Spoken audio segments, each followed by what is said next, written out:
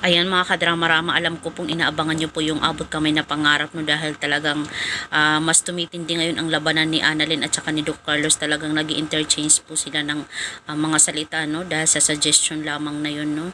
Kaya may pinanghuhugutan talaga itong si Doc Carlos. Bakit sinasabi niya yun kay Annalyn? Dahil siya yung sinisisi.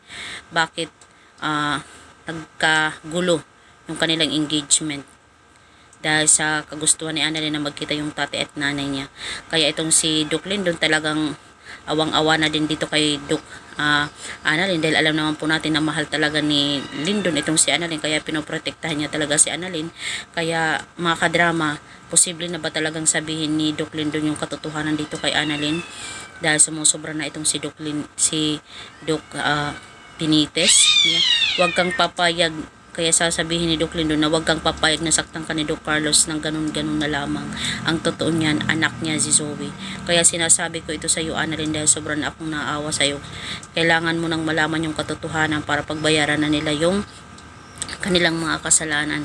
Kaya sinasabi ko to sa iyo para malaman mo ang katotohanan. Masabi mo kina RJ, kina nanay mo, yung katotohanan about sa pagkatao ni Doc Benitez at saka ni Zoe, na sila ay mag-ama para hindi matuloy yung kasal ng nanay mo. Huwag kang papayag na matuloy yung kasal ng nanay mo dahil sa may tinatagong matinding sekreto itong si Doc Carlos sa inyo.